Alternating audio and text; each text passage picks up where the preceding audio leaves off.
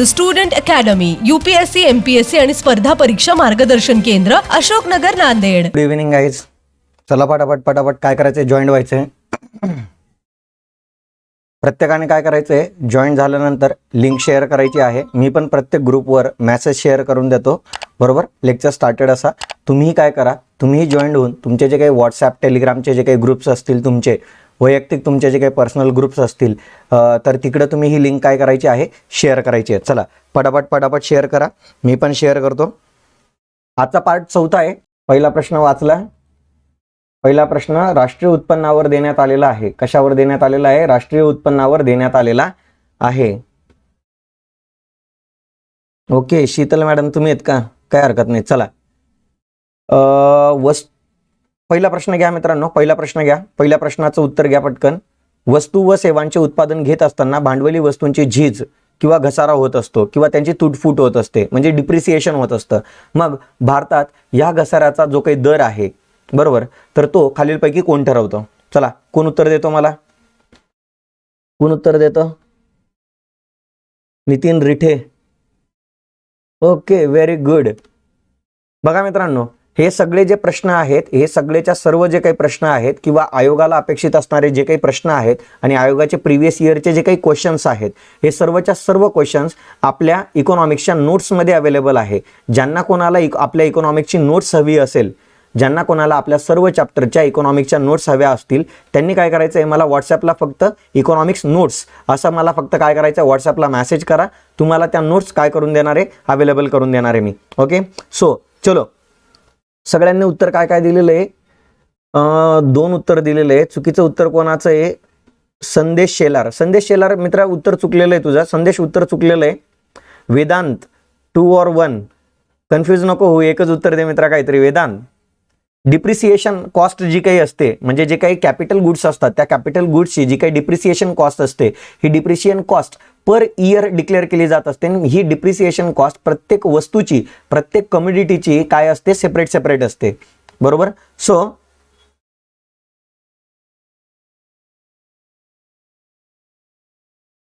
Okay, very good. Bharat सेना. अरे भारत सेना नाव सांगायला तुला असतोय मित्र. वाणिज्य आणि उद्योग मंत्रालय हा देशातील घसारा आणि तूट ठरविण्याचे काम भारत सरकार मार्फत करत असतो. Okay, very good. Third answer impossible, बरोबर आहे. गृह मंत्रालयाचा तर काही प्रश्न येत नाही मित्रांनो. बघा इथं काय आहे मित्रांनो, इथं लक्ष द्या की देशामध्ये ज्या काही अंतिम वस्तू, बघा मी इकडे पेनाची हे वाढवतो जरा. बघा, देशामध्ये ज्या काही अंतिम वस्तू आणि वस्तू तयार होणार आहेत, बरोबर, ज्या काही अंतिम वस्तू तयार होणार आहेत, बरोबर, या तयार होत असताना काही भांडवली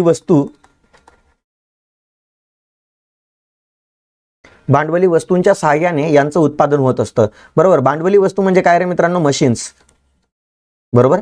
या मशीनच्या सहाय्याने ज्या काही वस्तू आणि सेवा तयार होत असतात, बरोबर, तयार केल्या जात असतात. मग वस्तू आणि सेवांचं उत्पादन घेत असताना या ज्या काही मशीन्स असतात, यांची काय होत असते, काहीतरी तुटफूट होत असते, बरोबर. यांच्यामध्ये काही बिघाड निर्माण होऊ शकतो किंवा यांचा लाईफ स्पॅन जो असतो, या मशीनचा जो काही लाईफ स्पॅन असतो तो फिक्स असतो मित्रांनो, बरोबर.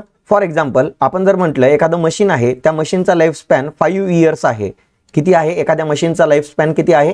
5 इयर आहे. याचा अर्थ काय आहे? 5 वर्षानंतर त्या मशीन्स आपल्याला काय करावं लागणार? रिप्लेस करावं लागणार आहे. कारण की 5 वर्षानंतर ते मशीन्स काय होणार आहे? बंद पडणार आहे. सो 5 वर्षानंतर आपल्याला ते मशीन्स काय करावं लागणार? रिप्लेस करावं लागणार. यासाठीच आपण काय करत असतो, दरवर्षी एखाद्या भांडवली वस्तूचा म्हणजे कॅपिटल गुड्सचा डिप्रिसिएशन कॉस्ट आपण काय करत असतो?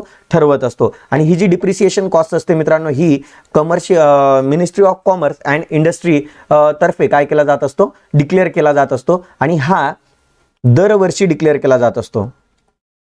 पर इयर हा डिक्लेअर केला जात असतो. आणि हा प्रत्येक वस्तूसाठी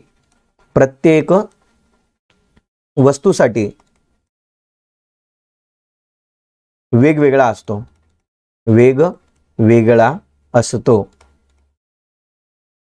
ओके, वेगवेगळा असतो. राहील लक्षात तुमच्या? राहील लक्षात? ओके, चलो सगळ्यांनी बरोबर उत्तर दिलेली आहेत. आणखी उत्तर कोणाचं चुकीचं आहे? कोणाचंच नाही. ओके, चलो जाऊया पुढं. फक्त संदेश तुझं उत्तर करेक्ट करून घे मित्रा. ओके, चलो जाऊया पुढच्या प्रश्नाकडे जाऊया. दारिद्र्य रेषेविषयी हा प्रश्न देण्यात आलेला आहे मित्रांनो. दारिद्र्य रेषेविषयी काय प्रश्न देण्यात आलेला बघा. योग्य विधानं आपल्याला ओळखायची आहेत. कोणती विधानं ओळखायची आहेत? योग्य विधान ओळखायची आहेत. पहिलं विधान बघा मित्रांनो, काय दिलेलं आहे? दारिद्र्य रेषा ही एका व्यक्तीच्या एका महिन्याच्या जास्तीत जास्त उपभोग खर्चावरून निश्चित केली जाते. दुसरं विधान देण्यात आलेलं आहे, दारिद्र्य रेषा लोकांचे किमान जीवनमान जगण्याचा सरासरी खर्च दर्शविते.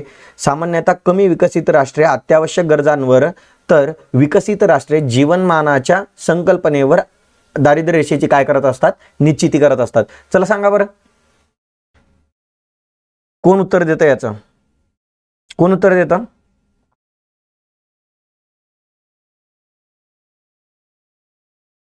कोण उत्तर देतं? मी तर एक्सप्लेन करणारच आहे. अगोदर मला पाहू द्या तुमचं उत्तर काय आहे.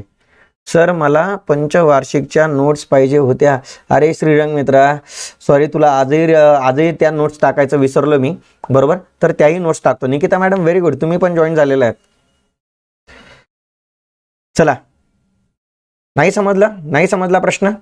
ओके, चला मी एक्सप्लेन करतो. बघा मित्रांनो, भारताचा आपण जर भारत सरकारचा जर विचार केला, बघा इकडं मी एक ब्लँक पेज घेतो. एक ब्लँक पेजवर तुम्हाला काय करतो, या सर्व गोष्टी एक्सप्लेन करतो मी. ओके, एकच मिनिट द्या मला. मी ब्लँक पेज काय करतोय, ओपन करतोय. ओके, चलो बघूया आपण आता. बघा मित्रांनो, भारतामध्ये काय केलं जात असतं, दारिद्र्य रेषा जे काही असते भारतामध्ये, दारिद्र्य रेषा जी काही आहे तर ती उपभोग खर्चाच्या आधारावर काढली जाते. उपभोग खर्चाच्या आधारावर काढली जाते.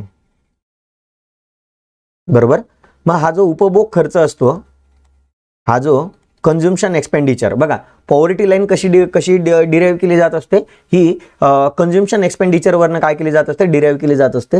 मग बघा, हा जो उपभोग खर्च असतो, हा उपभोग खर्च म्हणजे कन्झम्पशन एक्सपेंडिचर जे काही असतं तर ते दोन वस्तूंवरचं असतं. एक फूड प्रॉडक्ट्स, अन्न वस्तूंवरचं असतं, अन्न वस्तूंवरील खर्च असतो. आणि दुसरा कोणता असतो? गैर अन्न वस्तूवरील, नॉन फूड प्रॉडक्ट्स आपण म्हणूया, वस्तूंवरील खर्च असतो तो. ओके, उपभोग खर्च म्हटलेला आहे. ज्या गोष्टी आपण कन्झ्युम करतोय त्या कन्झ्युम करणाऱ्या गोष्टींवरचा खर्च आपल्याला काय करायचा आहे, कॅल्क्युलेट करायचा आहे. मग आपण खर्च कोणत्या कोणत्या गोष्टींवर करतो? एक अन्न वस्तूंवर करतो आणि दुसरा कोणत्या वस्तूंवर करतो? गैर अन्न वस्तूंवर करतो. फूड प्रॉडक्ट्स आणि नॉन फूड प्रॉडक्ट्सवर आपण काय करत असतो? कन्झ्युम करत असतो आणि त्याच्यासाठी आपण काहीतरी एक्सपेंडिचर करत असतो. बरोबर, म्हणजे उपभोग खर्च हा दोन गोष्टींवरचा असतो, अन्न वस्तूंवरील खर्च असतो आणि गैर अन्न वस्तूंवरील खर्च असतो. हा उपभोग खर्च कसा काढला जात असतो मित्रांनो? तर हा जो उपभोग खर्च असतो हा व्यक्तींचा जीवन जगण्याचा, भारताची गोष्ट करतोय बरं का, जीवन जगण्याचा किमान जीवनावश्यक खर्च असतो. किमान जीवनावश्यक खर्च असतो. बरोबर, म्हणजेच काय, भारतामध्ये जर आपल्याला जीवन जगायचंय, आपल्याला लाईफस्टाईलने जीवन जगायचं नाहीये, तर आपल्याला कसं जीवन जगायचंय? अगदी किमान. बरोबर, म्हणजे किमान म्हटलं म्हणजे काय? किमान माझं अंग झाकण्यासाठी मला पुरेसे कपडे हवे, किमान ऊन वारा पाऊस यांच्यापासून संरक्षण होण्यासाठी मला काहीतरी छतासारखं काहीतरी घर असावं. बरोबर का नाही? किमान मला 3 ताली 4 ताली बंगला नकोय, मला 4 व्हीलर नकोय, परंतु मला काय आहे, माझ्या ज्या काही जीवनावश्यक गरजा आहे त्या गरजा पूर्ण होतील. बरोबर, एवढा खर्च मला जीवन जगण्यासाठी काय करावा लागणार आहे. आणि या किमान जीवनावश्यक खर्चालाच बघा, मग कोणता खर्च म्हटलोय मी? किमान जीवनावश्यक जो खर्च आहे तर हा अन्न आणि गैर अन्न वस्तूंवरचा आपण काय करत असतो? कॅल्क्युलेट करत असतो. म्हणून पहिलं जे काही स्टेटमेंट देण्यात आलेलं आहे बघा मित्रांनो, पहिलं जे काही स्टेटमेंट देण्यात आलेलं आहे, पहिलं स्टेटमेंट कोणतं आहे बघा, की दारिद्र्य रेषा ही एका व्यक्तीच्या एका महिन्याच्या जास्तीत जास्त म्हटलेलं आहे. इथं काय म्हटलेलं आहे? जास्तीत जास्त. तर हे जास्तीत जास्त नसतं, हे कमीत कमी असतं मित्रांनो. काय असतो? कमीत कमी उपभोग खर्चावरून काय केली जात असते? निश्चित केली जात असते. म्हणून आपलं पहिलं स्टेटमेंट काय झालेलं आहे? रॉंग झालेलं आहे. बरोबर, आणि हा जो काही उपभोग खर्च आहे मित्रांनो, बघा हा जो काही उपभोग खर्च असतो हा एका व्यक्तीचा एका महिन्याचा कॅल्क्युलेट केला जात असतो, एका महिन्याचा काय केला जात असतो, कॅल्क्युलेट केला जात असतो. म्हणजेच याला काय म्हटलं जातं मित्रांनो, याला शॉर्टकटमध्ये काय म्हटलं जातं, MPCE म्हटलं जातं, monthly per capita, monthly per capita consumption expenditure. काय म्हटलं जातं यालाच monthly per capita consumption expenditure असं म्हटलं जात असतं. ओके, म्हणजे एका व्यक्तीचा एका महिन्याचा उपभोग खर्च काढला जातो, बरोबर. आणि हा देशातल्या प्रत्येक नागरिकाचा काय केला जात असतो, काढला जात असतो. आणि या उपभोग खर्चावरनं म्हणजे सर्व नागरिकांचा MPCE कॅल्क्युलेट करून याचा काय घेतला जातो, सरासरी घेतला जातो. याचा काय घेतला जातो, सरासरी घेतला जातो. आणि हा सरासरी म्हणजेच काय असतो रे मित्रांनो, आपली दारिद्र्य रेषा असते. याचा अर्थ काय आहे मित्रांनो, ही जी काही दारिद्र्य रेषा असते ही बघा बरं का मित्रांनो, नीट लक्ष द्या. ही जी काही दारिद्र्य रेषा आहे ही मग आता कशावरनं काढलेली आहे आपण, सरासरी उपभोग खर्चावरून काढलेली आहे.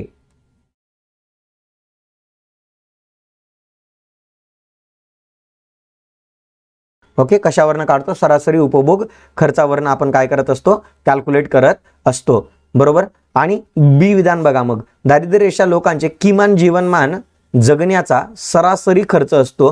हे स्टेटमेंट अगदी काय आहे, करेक्ट आहे. कारण की हे इथं बघा, हे मेन वाक्य आहे मित्रांनो, की दारिद्र्य रेषा काय असते, की किमान जीवनमान जगण्याचा सरासरी काय आहे, खर्च असतो, बरोबर. सामान्यतः कमी विकसित जे काही राष्ट्र आहेत, म्हणजेच आपण ज्यांना असं म्हणूया अविकसित राष्ट्रे किंवा आपण असं म्हणूया विकसनशील जे काही देश आहेत, बरोबर, विकसनशील जे काही देश आहेत, तर हे देश काय करताय, अत्यावश्यक वस्तूंवरील किमान उपभोग खर्चावरून दारिद्र्य रेषा कॅल्क्युलेट करतात, बरोबर. काय करतात, दारिद्र्य रेषा कॅल्क्युलेट करत असतात.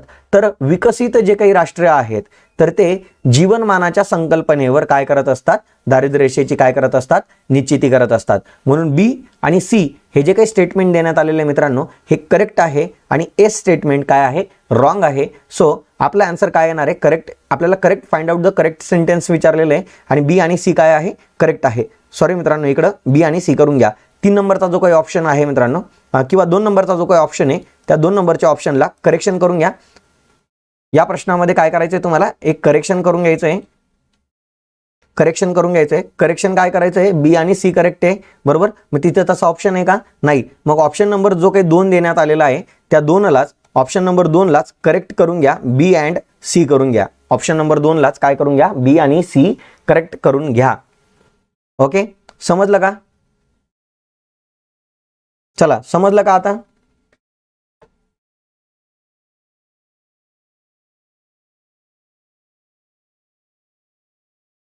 बी आणि सी ला काय करून घ्या, करेक्ट करून घ्या. बी आणि सी दोन्हीच्या दोन्ही सेंटेन्स काय आहे, करेक्ट आहे. ओके, चला ज्यांचं उत्तर चुकलेलं आहे त्यांनी करेक्ट करून घ्या. फक्त काय करायचं, इथं तुम्हाला काय करायचंय मित्रांनो, की जो ऑप्शन नंबर 2 आहे तिथं फक्त बी दिलेलं आहे ना, तर तिथं करेक्ट करून काय करायचं आपल्याला, बी अँड सी करून घ्या. कारण की बी अँड सी सेंटेन्स काय आहे, करेक्ट आहे. चला जाऊया आपण पुढच्या प्रश्नाकडे जाऊया. ओके, टायपिंग मिस्टेक येते, समजून घ्या. पुढचा बघा काय करण्यात आलेले, बहुआयामी दारिद्र्य निर्देशांक, यालाच म्हटलं जातं मित्रांनो मल्टी डायमेन्शनल पॉवर्टी इंडेक्स. यालाच काय म्हटलं जातं, मल्टी डायमेन्शनल पॉवर्टी इंडेक्स. हा 2022 मध्ये डिक्लेअर करण्यात आलेला होता. कधी डिक्लेअर करण्यात आला होता, 2022 मध्ये डिक्लेअर करण्यात आलेला होता, बरोबर. मग ह्या जेव्हा 2022 मध्ये डिक्लेअर करण्यात आला, आता हा जो मल्टी डायमेन्शनल पॉवर्टी इंडेक्स आहे मित्रांनो, सुरुवातीपासून याचं सगळं बघायचं आहे आपल्याला.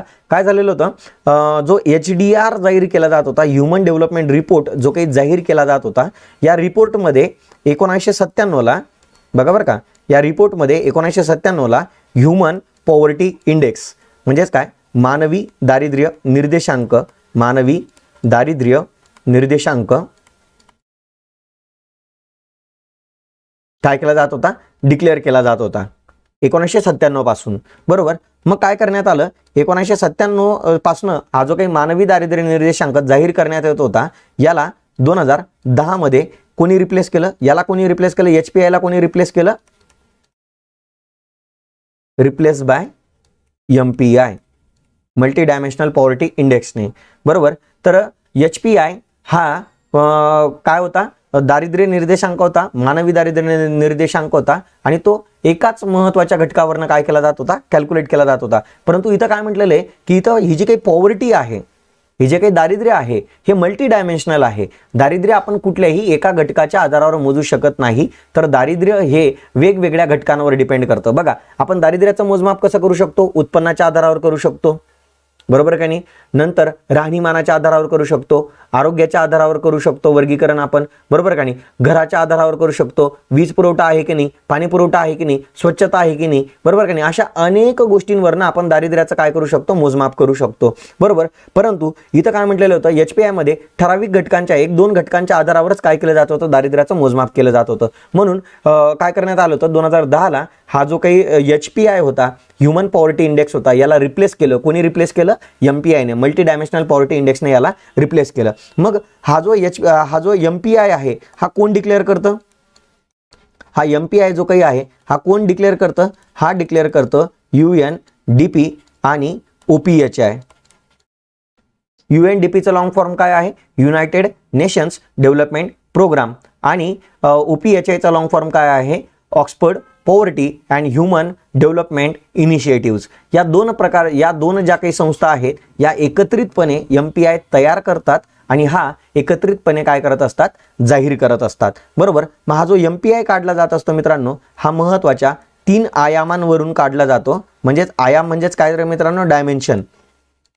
3 महत्त्वाचे डायमेन्शन्स आहेत, आणि या 3 महत्त्वाच्या डायमेन्शन्सवरनं 10 इंडिकेटर्स आहेत. 10 काय आहे, निर्देशांक आहेत, इंडिकेटर्स काय आहे, 10 इंडिकेटर्स आहेत. सो या 3 महत्त्वाचे डायमेन्शन आणि त्यांच्याशी रिलेटेड 10 महत्त्वाचे काय आहेत, इंडिकेटर्स आहेत. तर त्याच्यावरनं काय केला जात असतो मित्रांनो, हा निर्देशांक काय केला जात असतो, जाहीर केला जात असतो. ओके ओके, राहील लक्षात.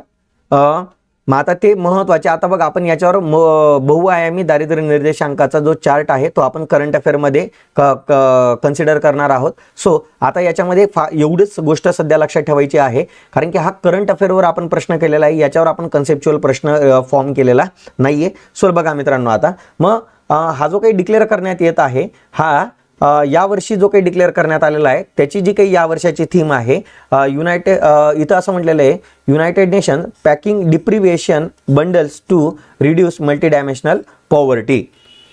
बरोबर. अनपॅकिंग आहे, सॉरी ते चुकून ते झालेलं आहे, अनपॅकिंग आहे, unpacking deprivation bundles to reduce the multi dimensional poverty, अशी या वर्षाची याची काय होती, थीम होती. त्याच्यानंतर या निर्देशांकाने तुम्हाला बोललेलं जे 1997 पासून जो काही इंडिकेटर डिक्लेअर केला जात होता, HPI मानवी दारिद्र्य निर्देशांक, याची जागा 2010 मध्ये MPI ने घेतली. याची जागा कोणी घेतली, मानवी दारिद्र्य निर्देशांकाची जागा MPI ने घेतली. ओके. दुसरा महत्त्वाचा बघा statement, C statement, Jharkhand, Bihar, Uttar प्रदेशचे दारिद्र्य निर्मूलनात राष्ट्रीय सरासरीपेक्षा ही चांगली कामगिरी या राज्यांनी घडवून आणलेली आहे. कोणत्या कोणत्या राज्यांनी, बिहार, झारखंड आणि उत्तर प्रदेश. बघा मित्रांनो, हीच जी राज्य आहे की याच राज्यांमध्ये भारताचं सर्वाधिक दारिद्र्य आपल्याला पाहायला मिळत आहे. आणि या या राज्यांनीच काय केलेलं आहे, जो देशाचा दारिद्र्य निर्मूलनाचा जो काही सरासरी आहे, जे काही पर्सेंटेज आहे, त्यापेक्षाही जास्त प्रमाणामध्ये यांनी दारिद्र्य निर्मूलनात घट घडवून आणलेली आहे. त्याच्यानंतर बघा मित्रांनो की गोव्यामध्ये MPI निर्देशांकात सर्वाधिक घट पाहायला मिळते आपल्याला. कोणत्या राज्यामध्ये? गोव्यामध्ये. बरोबर, गोव्यामध्ये काय पाहायला मिळत आहे की MPIच्या निर्देशांकामध्ये सर्वात जास्त आपल्याला घट पाहायला मिळत आहे. ओके, म्हणजेच अयोग्य विधान विचारलेली आहेत आपल्याला. कोणती विधानं विचारलेली आहेत? अयोग्य विधाने विचारलेली आहेत. बरोबर, इथं पण टायपिंग मिस्टेक झालेली आहे. वरीलपैकी एकही नाही असं करून घ्या. वरीलपैकी एकही नाही. ऑप्शन नंबर जो 4 आहे बघा मित्रांनो, इथं ऑप्शन नंबर 4 जो काही आहे, ऑप्शन नंबर 4 जो काही आहे तो काय करून घ्या, त्याला पण काय करून घ्या, ऑप्शन नंबर 4 लाच काय करून घ्या, करेक्ट करून घ्या. वरीलपैकी एकही नाही. सर्वच्या सर्व जे काही एक्झाम्पल्स देण्यात आले, सर्वच्या सर्व जे काही स्टेटमेंट देण्यात आलेले आहे ते ऑल स्टेटमेंट काय आहे, करेक्ट आहे. सो तसा काही ऑप्शन आपल्याला इथं पाहायला मिळत नाहीये. ओके, तर ऑप्शन नंबर 4 लाच काय करून घ्यायचं आहे, आपल्याला करेक्ट करून घ्यायचं आहे. ऑप्शन नंबर 4 लाच काय करून घ्यायचं, करेक्ट करून घ्यायचं आहे.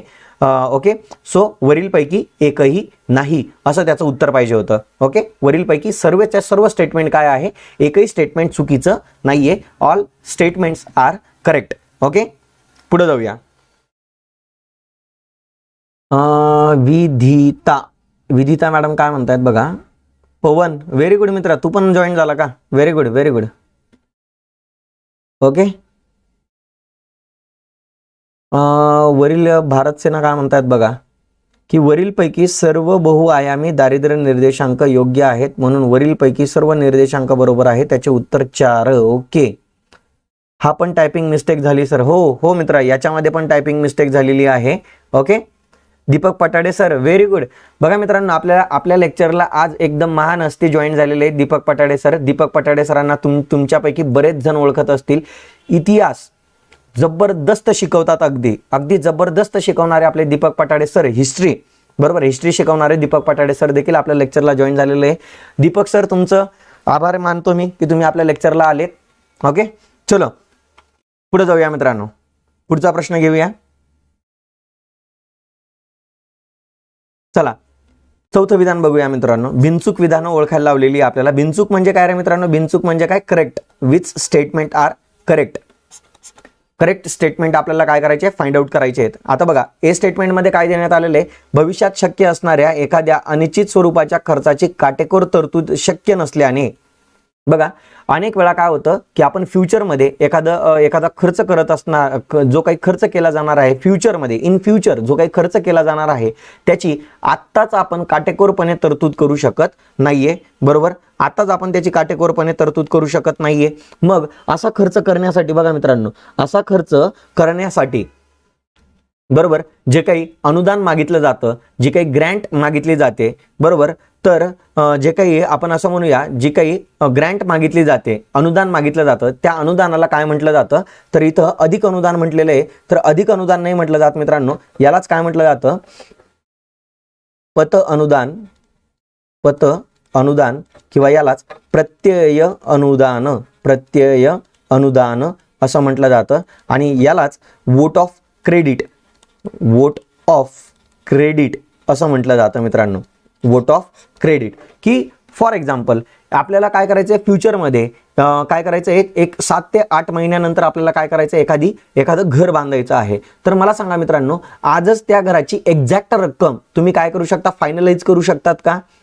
आजच मला सांगा, आजच तुम्हाला काय करायचं आहे, 7 ते 8 महिन्यानंतर तुम्हाला काय करायचं आहे, एखादं घर बांधायचं आहे. आणि त्या घराची तुम्ही आजच फिक्स तरतूद करू शकतात का? आजच फिक्स रक्कम, ते घर बांधायसाठी किती खर्च येऊ शकतो हे तुम्ही एक्झॅक्टली आजच सांगू शकतात का? तर अजिबात नाही. ओके, तुम्ही आजपर्यंत सांगू शकत नाही. बरोबर, सांगू शकतच नाही तुम्ही.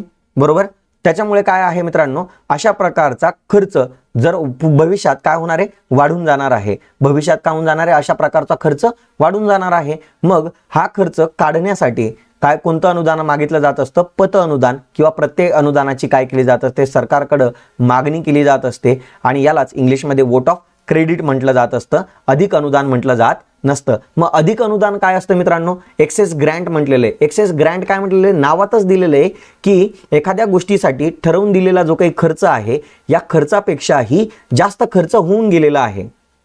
फॉर एक्झाम्पल, आपल्याला शाळा बांधण्यासाठी 5 कोटी रुपये दिलेले होते, बरोबर. ऑलरेडी आपण काय केलेलं आहे, शाळा बांधण्यासाठीचा 5,000 रुपये खर्च काय होऊन गेलेला आहे, संपून गेलेला आहे. आणि आपण 5 कोटी रुपयांपेक्षाही जास्त खर्च करून चुकलेलो आहे. आपण असं कन्सिडर करूया, आपण 8 कोटी रुपये काय केलेला आहे, खर्च होऊन गेलेला आहे. याचा अर्थ काय, आपल्याला सँक्शन किती केलेले होते, 5 कोटी रुपये केलेले होते. आपण सँक्शन किती केलेले होते, फक्त 5 कोटी रुपये केलेले होते. परंतु आपला खर्च, ऍक्च्युअल खर्च किती झालेला आहे, 8 कोटी रुपये झालेला आहे. याचा अर्थ काय, जो जास्तीचा खर्च झालेला आहे 8 म्हणजे 3 कोटी रुपये जो काही जास्तीचा खर्च झालेला आहे, हा जास्तीचा खर्च मागण्यासाठी एक्सेस ग्रँट अधिक अनुदान मागितलं जात असतं मित्रांनो. काय मागितलं जात असतं, अधिक अनुदान. म्हणजे एखाद्या गोष्टीवर ठरवून दिलेल्या खर्चापेक्षा जेव्हा जास्त खर्च होऊन जातो तेव्हा असा खर्च मागण्यासाठी एक्सेस ग्रँट अधिक अनुदानाची मागणी गव्हर्नमेंटकडे केली जात असते. परंतु ही जी काही मागणी आहे मित्रांनो, ही पुढील अर्थसंकल्पामध्ये मांडली जात असते. आणि हा जो काही जास्तीचा खर्च झालेला आहे मित्रांनो, या जास्तीच्या खर्चाला या खर्चाला कोणाची संमती आवश्यक असते, लोकलेखा समितीची संमती काय असते, आवश्यक असते मित्रांनो. जेव्हा लोकलेखा समिती काय करणार आहे, या खर्चाचा जो काही जास्तीचा खर्च झालेला आहे हा कायद्याने अनुसरून झालेला आहे की नाही आणि याचा योग्य पद्धतीने वापर झालेला आहे की नाही या गोष्टी चेक करून मग काय करत असते, सरकारला हे एक्सेस ग्रँट काय करत असते, मंजूर करून देत असते. परंतु जर लोकलेखा समितीने जर एखादा अधिक झालेला खर्च जर मंजूर केला नाही तर तो खर्च त्या संबंधित मंत्रालयाला मिळत नाही. ओके, राहील लक्षात. हे पहिलं स्टेटमेंट काय होतं, मग पहिलं स्टेटमेंट काय होतं, इनकरेक्ट होतं, चुकीचं होतं. दुसरं स्टेटमेंट बघा, आता दुसरं स्टेटमेंट काय दिलेलं आहे, बी विधान बघा काय देण्यात आलेलं आहे की ज्यावेळी त्या वर्षाची विनियोजनाद्वारे संमत केलेल्या एखाद्या खर्चाची रक्कम अपुरी ठरते तेव्हा अतिरिक्त अनुदान मागितले जाते. तर बघा मित्रांनो, तर नाही, हे स्टेटमेंट देखील काय करण्यात आलेलं आहे, चुकीचं. हे स्टेटमेंट देखील चुकीचं देण्यात आलेलं आहे. हे स्टेटमेंट देखील काय करण्यात आलेलं आहे, चुकीचं देण्यात आलेलं आहे. म्हणजेच काय आहे, फॉर एक्झाम्पल, एखाद्या गोष्टीसाठी आपण खर्च डिसाईड केलेला आहे. फॉर एक्झाम्पल, आपण एखाद्या गोष्टीसाठी खर्च किती डिसाईड केलेला आहे, 5 कोटी रुपये आपण खर्च काय केलेला आहे, डिसाईड केलेला आहे. आणि आपण जेव्हा खर्च करायला सुरुवात केली, आपण जेव्हा खर्च करायला सुरुवात केली तेव्हा ऑलरेडी आता आपल्याला असं वाटतंय की हा खर्च काय ठरतोय, अपुरा पडेल.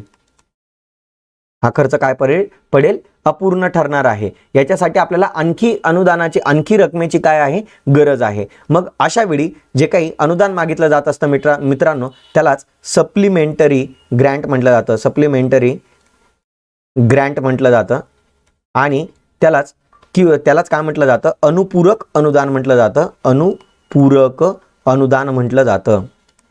काय म्हटलं जातं, त्यालाच अनुपूरक अनुदान म्हटलं जातं, ज्यालाच इंग्लिशमध्ये सप्लिमेंटरी ग्रँट म्हटलं जात असतं. बघा ना मित्रांनो, सप्लिमेंटरी ग्रँट कसं लक्षात ठेवणार तुम्ही, तर तुमचं ग्रॅज्युएशनचा पेपर तुम्ही आठवा. तुम्ही तुमच्या ग्रॅज्युएशनचा पेपर देत असताना तुम्ही सप्लिमेंट कधी लावलेली आहे तुमच्या पेपरला, बघा सांगा मला, तुम्ही तुमच्या पेपरला सप्लिमेंट कधी लावतात, बरोबर.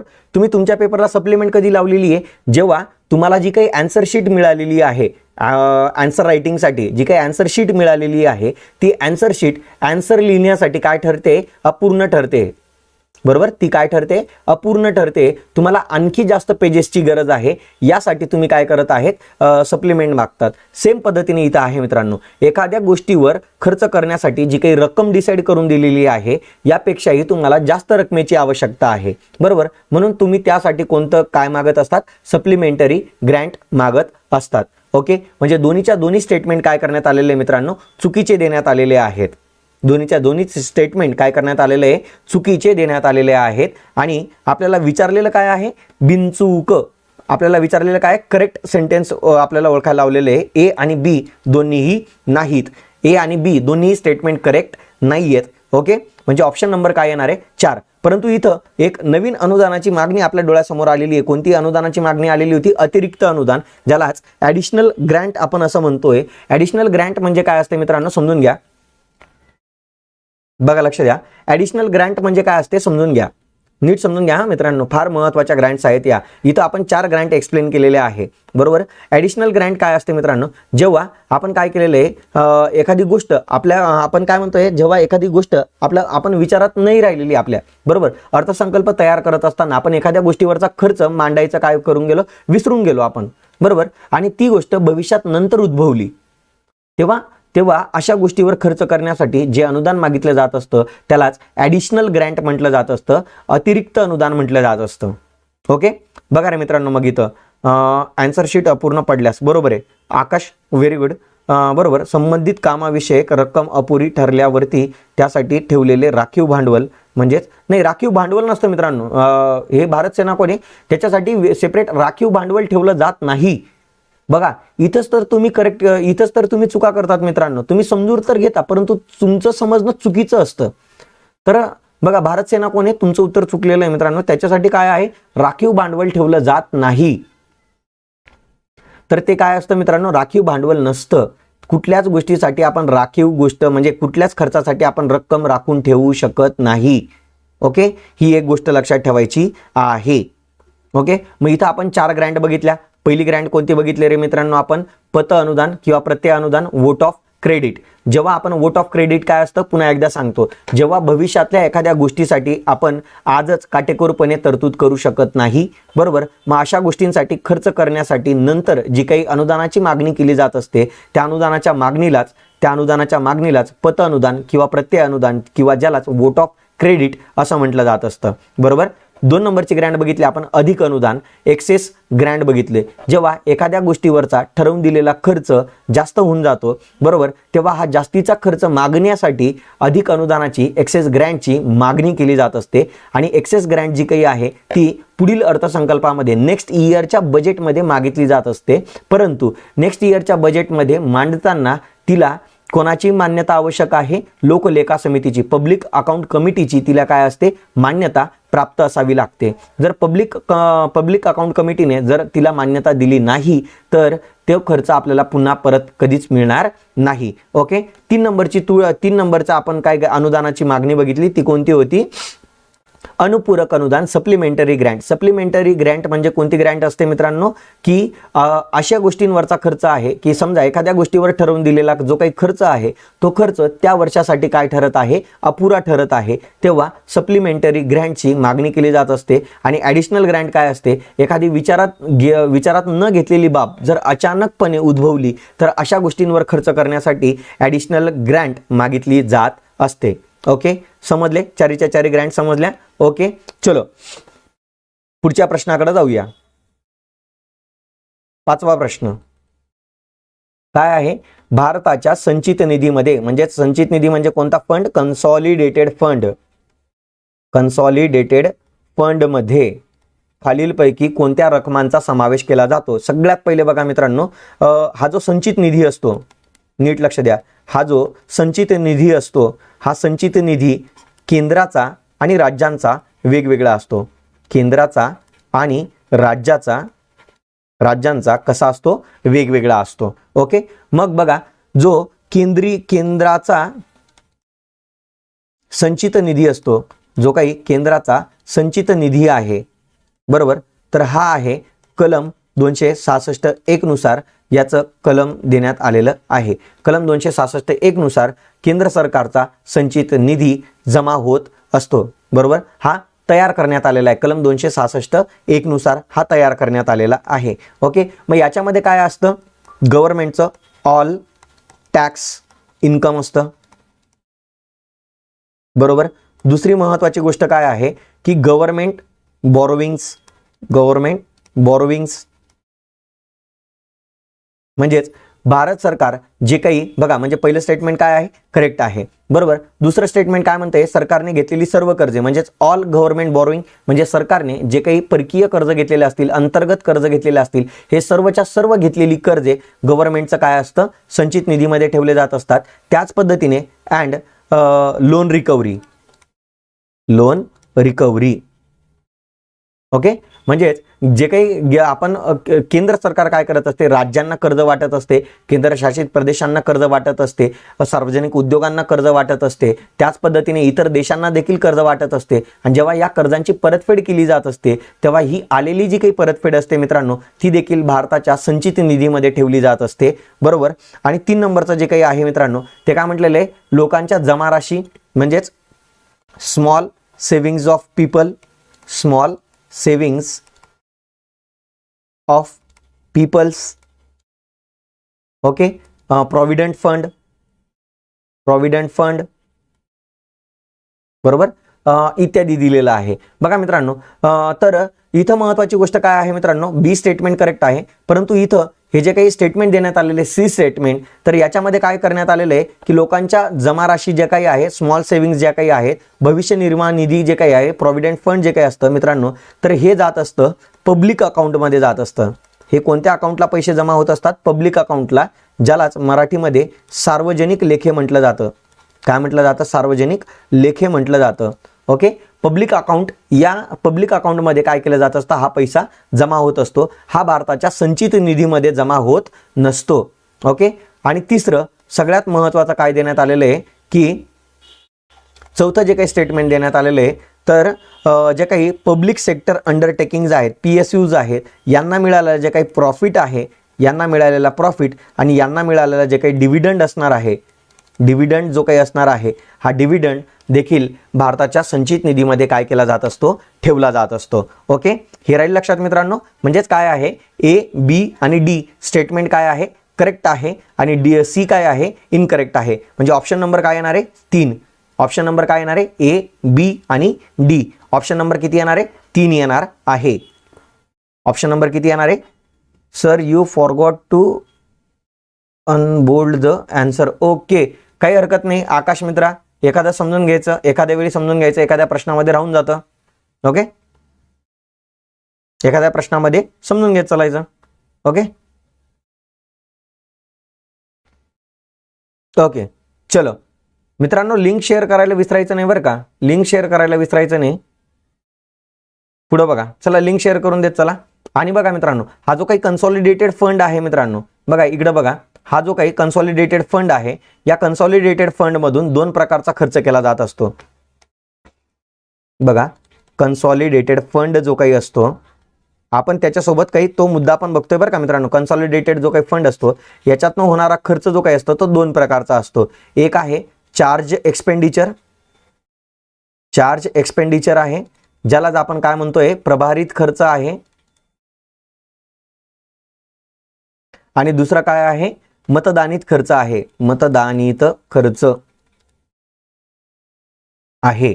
ओके, तर असा 2 प्रकारचा खर्च. प्रभारित खर्च म्हणजे काय असतं, चार्ज एक्सपेंडिचर असतं. काही घटनात्मक पदं आहे, जसं राष्ट्रपती आहे, लोकसभा राज्यसभेचे अध्यक्ष उपाध्यक्ष आहे, नंतर MPSC आयोग आहे, UPSC आयोग आहे, बरोबर, सर्वोच्च न्यायालयाचे न्यायाधीश आहेत, बरोबर, कॅग आहे, बरोबर. हे जे काही घटनात्मक पदं आहेत मित्रांनो, हे जे काही घटनात्मक पदं आहे, या घटनात्मक पदांवर आपल्याला दरवर्षी त्यांचा पगारावर खर्च करावा लागणार आहे, त्यांच्या पेन्शनवर खर्च करावा लागणार आहे, त्यांच्या कार्यालयाच्या खर्चावर, त्यांच्या कार्यालयासाठी जो काही खर्च केला जाणार आहे, यासाठी आपल्याला खर्च करावा लागणार आहे. म्हणून असा जो काही खर्च आहे, या खर्चावर, प्रभारित खर्चावर आपण फक्त चर्चा करू शकतो, मतदान घेऊ शकत नाही. फक्त काय घेऊ शकतो, चर्चा करू शकतो, याच्यावर मतदान घेतलं जात नाही, मतदान घेतलं जात नाही. अशा खर्चाला चार्ज एक्सपेंडिचर म्हणतात. आणि मतदानित खर्च म्हणजे काय आहे की इथं याच्यातून होणारा जो काही खर्च आहे, प्रत्येक जो काही खर्च आहे, तर तो मतदानाद्वारे आपण काय करून घेतलेला आहे, पारित करून घेतलेला आहे. याचाच अर्थ सर्व मंत्रालये आणि सर्व विभागे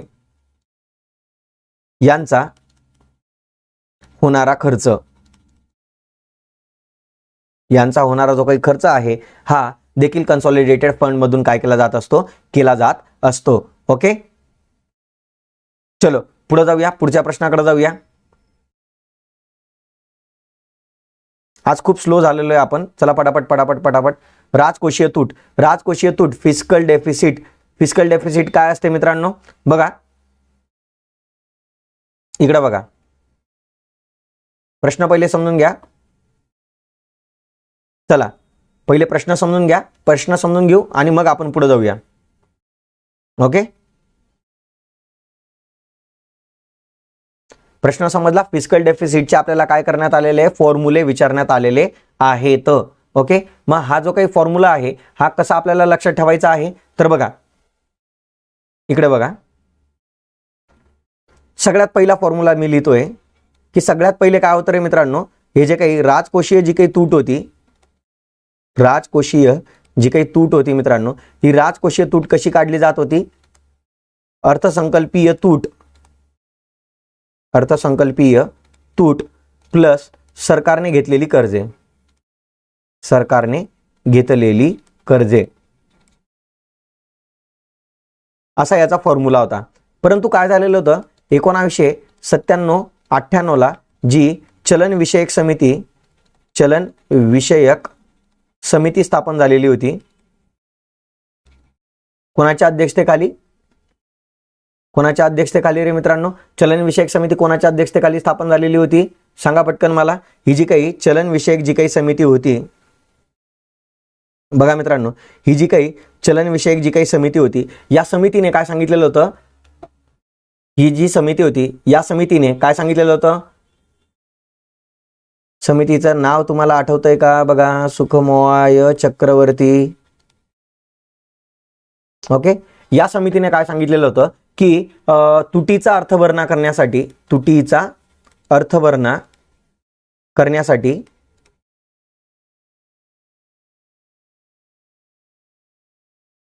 अर्थसंकल्पीय तुटीचा वापर करायचा नाही, तुटीचा वापर करायचा नाही. आणि अर्थसंकल्पीय जी काही तूट आहे, अर्थसंकल्पीय जी काही तूट आहे ती काय दाखवायची, म्हणे शून्य दाखवायची. मग बघा मित्रांनो, आता तेव्हापासून म्हणजेच 1997-98 पासून राजकोषीय जी काही तूट आहे मित्रांनो, ती काय दाखवण्यात येत आहे, शून्य दाखवण्यात येत आहे. म्हणून आता अर्थसंकल्पीय तूट जर राजकोषीय तूट नाही, अर्थसंकल्पीय तूट काय दाखवण्यात येत आहे, शून्य दाखवण्यात येत आहे. म्हणून राजकोषीय तूट बरोबर काय फॉर्म्युला तयार झाला, बघा, राजकोषीय तूट बरोबर काय फॉर्म्युला तयार झाला, राजकोषीय तूट बरोबर काय फॉर्म्युला तयार झाला, बघा, शून्य प्लस सरकारने घेतलेली कर्जे, सरकारने घेतलेली कर्जे बरोबर.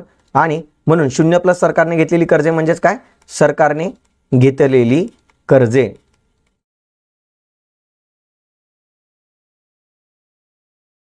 ओके, समजलं तुम्हाला, समजलं हे स्टेटमेंट समजलं का. ओके, मग बघा आता हा झाला फर्स्ट फॉर्म्युला. ओके, त्याच्यानंतर दुसरा फॉर्म्युला बघा मित्रांनो, इथं काय देण्यात आलेलं आहे की पहिलं स्टेटमेंट करेक्ट आहे. दुसरं स्टेटमेंट बघूया, राजकोषीय तूट बरोबर काय दिलेलं आहे, सरकारची निव्वळ कर्ज उभारणी प्लस सरकारची इतर देणी. म्हणजे इथं जी काही इतर देणी जी काही आहे मित्रांनो, तर ही इतर देणी कुठली आहे,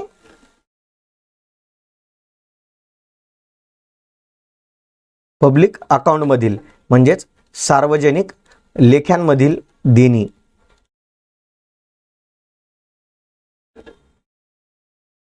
ही व्याजासकट परत करायची असते. मुद्दल तर परत करायची आहे त्याची, परंतु त्याच्यासोबत व्याज देखील परत करायचं आहे. जसं फॉर एक्झाम्पल सार्वजनिक लेख्यांमधलं पैशाचं एक एक्झाम्पल देतो, प्रॉव्हिडंट फंड. बघा मित्रांनो, जे काही सरकारी कर्मचारी आहे, या सरकारी कर्मचाऱ्यांच्या पगारामधून दर महिन्याला काहीतरी रक्कम प्रॉव्हिडंट फंड मध्ये काय होत असते, जमा होत असते. आणि हा प्रॉव्हिडंट फंड कुठं असतो, पब्लिक अकाउंटमध्ये असतो. म्हणजे या प्रॉव्हिडंट फंडचा पैसा कुठं जमा होत असतो, पब्लिक अकाउंटला जमा होत असतो बरोबर. मग या पब्लिक अकाउंटमधला जो काही प्रॉव्हिडंट फंड आहे, तेव्हा जो काही कर्मचारी रिटायर्ड होणार आहे, या रिटायर्ड झालेल्या कर्मचाऱ्याला नंतर काय केला जाणार आहे, हा जो काही प्रॉव्हिडंट फंड मधला पैसा आहे, हा व्याजासकट जेवढे वर्ष त्याने हा पैसा या अकाउंटला ठेवलेला आहे, या अकाउंट मधला पैसा काय केला जाणार आहे मित्रांनो, व्याजासकट परत केला जाणार आहे. मुद्दल तर परत केली जाणार, परंतु व्याज देखील त्याच्यावर काय केलं जाणार आहे, दिलं जाणार आहे. म्हणून त्या रकमेची जी काही परतफेड आपण करणार आहोत, ही मुद्दल प्लस व्याज अशी करणार आहोत. आणि ते देखील एक प्रकारचं सरकारवरचं काय असतं, कर्ज असतं. म्हणून दुसरा फॉर्म्युला देखील काय करण्यात आलेला आहे, करेक्ट देण्यात आलेला आहे. सी स्टेटमेंट बघा मित्रांनो, आता इथं ऑलरेडी मित्रांनो काय दिलेलं आहे, ए आणि बी स्टेटमेंट काय आहे आपलं, करेक्ट आहे. मग ए आणि बी स्टेटमेंट करेक्ट आहे, म्हणजेच बघा इथं ए स्टेटमेंट आहे म्हणजे हे आन्सर येणार नाही. बरोबर. मग इथं एकतर ए उत्तर येऊ शकतं, एक तर 3 उत्तर येऊ शकतं, एक तर 4 उत्तर येऊ शकतं. ओके. परंतु तिसरा फॉर्म्युला बघा. बघा मित्रांनो, ज्यावेळी आपण एकूण खर्च म्हणत असतो, एकूण खर्च आपण ज्यावेळी म्हणत असतो, तर त्यावेळी एकूण खर्च कसा डिसाइडेड केला जात असतो रे मित्रांनो? महसुली खर्च प्लस भांडवली खर्च असा डिसाइड केला जात असतो. बरोबर. आणि एकूण उत्पन्न जे काही आहे मित्रांनो, एकूण उत्पन्न जे काही आहे ते कसं केलं जात असतं? महसुली उत्पन्न प्लस भांडवली उत्पन्न असं डिक्लेअर केलं जात असतं. बरोबर. परंतु आपण इथं काय म्हटलेलं आहे मित्रांनो? मग आता बघा, इथं आपण तेच केलेलं आहे, एकूण खर्च वजा, बघा एकूण खर्च, तिसरा फॉर्म्युला बघा, वजा आपण काय करणार आहे? एकूण उत्पन्न करणार आहे. परंतु एकूण उत्पन्नामध्ये आपल्याला काय करायचं आहे? तर अशा रकमा घ्यायच्या आहेत. महसुली उत्पन्न बघा, महसुली जमा म्हणजेच काय रे मित्रांनो? महसुली उत्पन्न म्हणजेच महसुली जमा प्लस आता भांडवली उत्पन्नामध्ये आपल्याला असं उत्पन्न कन्सिडर करायचं आहे की जे कर्ज सोडून इतर गोष्टींमधून आलेलं आहे. कारण की राजकोषीय तूट म्हणजेच काय आहे? सरकारने घेतलेलं कर्ज आहे. म्हणून कर्ज सोडून या भांडवली उत्पन्नामधलं कर्ज सोडून इतर गोष्टींद्वारे जे काही उभारलेलं उत्पन्न आहे ते उत्पन्न म्हणजेच काय? आपण त्या उत्पन्नालाच नाव काय देणार आहे? कर्जेतर भांडवली जमा असं आपण त्याला काय देणार आहे? नाव देणार आहे. म्हणून तिसरं स्टेटमेंट देखील काय आहे? करेक्ट आहे. ए बी सी करेक्ट आहे. याचा अर्थ आपण पुढचा बघून घेऊया. डी स्टेटमेंट बघून घेऊया. मग याच कर्जेतर भांडवली जमेमध्ये कोणत्या कोणत्या गोष्टी येतात तर मित्रांनो? कर्ज पुनर्प्राप्ती येणार, भांडवली मिळकत येणार आहे. बरोबर. तर भांडवली मिळकत येणार आहे. म्हणून हे चारीचे चारी स्टेटमेंट काय आहेत मित्रांनो? करेक्ट आहे. ऑप्शन नंबर किती येणार आहे? 4 येणार आहे. ऑप्शन नंबर किती येणार आहे? 4 येणार आहे. ओके. चला पुढे जाऊया, आपण पुढच्या प्रश्नाकडे जाऊया.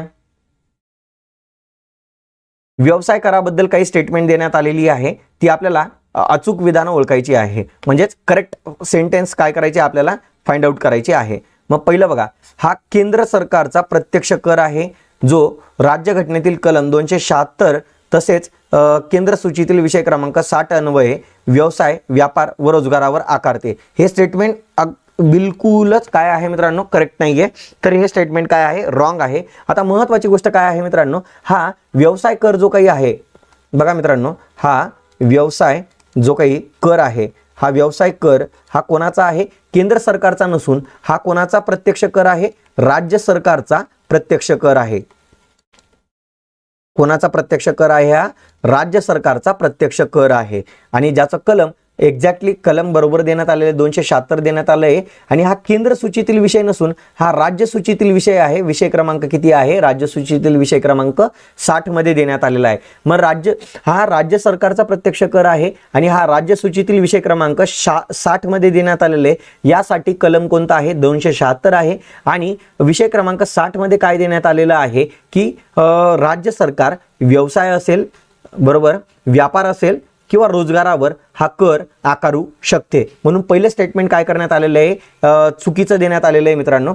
पुढचं बी स्टेटमेंट काय करण्यात आलेलं आहे बघा, या कराची वित्तीय मर्यादा वाढवण्यासाठी साध्या बहुमताने घटना दुरुस्ती करणे काय आहे? आवश्यक आहे. कारण की मित्रांनो बघा, हा कर आहे, बरोबर. हा कर जेव्हा आपण म्हणतो ना, एखादी कर पद्धती जर चांगली असेल तर ती लॉंग टर्म साठी यूज केली जात असते. परंतु जर एखाद्या करापासून मिळणारं उत्पन्न जर कमी व्हायला लागलं आणि त्या कराला वसूल करण्याचा खर्च जेव्हा वाढायला लागतो तेव्हा तो कर काय करून दिला जातो? बंद करून दिला जात असतो. याचा अर्थ काय केलं जात असतं? करांमध्ये आपल्याला लवचिकता ठेवावी लागते. करांमध्ये काय करावे लागते? लवचिकता ठेवावी लागते. इलॅस्टिसिटी ठेवावी लागत असते करांच्या आकारणीमध्ये, बरोबर. म्हणून याच्यासाठी जे काही दर वर्षाला आपल्याला जे काही चेंजेस करावे लागणार आहेत, तर मग त्यासाठी दरवर्षी विशेष घटना दुरुस्ती करण्याची आवश्यकता नसेल. याला साध्या घटना दुरुस्तीद्वारे आपण साध्या बहुमताद्वारे घटना दुरुस्ती करून काय करू शकतो? याची वित्तीय मर्यादा वाढवू शकतो. सुरुवातीला जेव्हा हा कर लागू झालेला होता मित्रांनो, याची केंद्र सरकारने याची उच्चतम मर्यादा केंद्र सरकारने याची उच्चतम मर्यादा 250 रुपये ठरवलेली होती. किती रुपये ठरवली होती? 250 रुपये. वेळोवेळी याच्या कायद्यामध्ये सुधारणा घडवून आणून सध्या केंद्र सरकारने हा 250 रुपये ठरवलेला आहे. ओके. दुसरं बघा, बी स्टेटमेंट. हा कर आकारणे व वसूल करणे स्थानिक प्राधिकरणाकडे सोपवता येते. यस, हा जो कर आहे हा राज्य सरकारच आकारते, राज्य सरकारच वसूल करते. बरोबर. हा कर लागू करण्याचा अधिकार देखील राज्य सरकारांकडे आहे. परंतु जर राज्य सरकारने ठरवलं तर हा कर स्थानिक प्राधिकरणाकडं म्हणजेच कोणाकडं?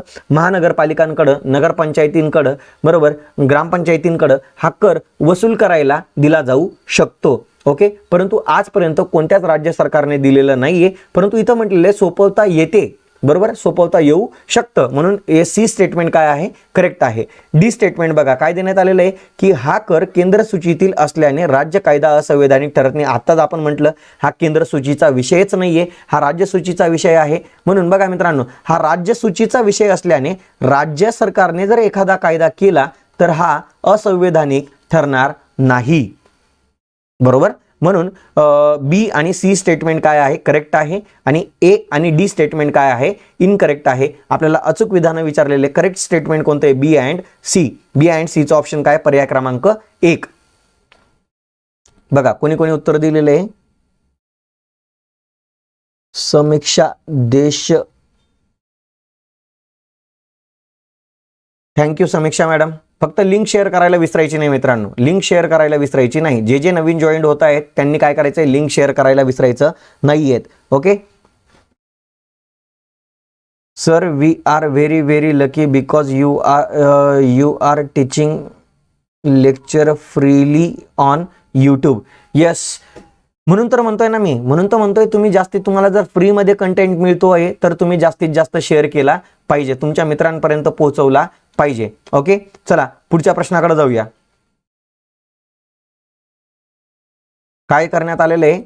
खालीलपैकी कोणत्या वस्तूंच्या उत्पादनावर केंद्रीय उत्पादन शुल्क सेंट्रल एक्साइज ड्युटी लागू केली जात आहे? तर बघा मित्रांनो, सध्या हा जो केंद्रीय उत्पादन शुल्क आहे, सेंट्रल एक्साइज ड्युटी जी काही आहे, सेंट्रल एक्साइज ड्युटी जी काही आहे ती जीएसटी लागू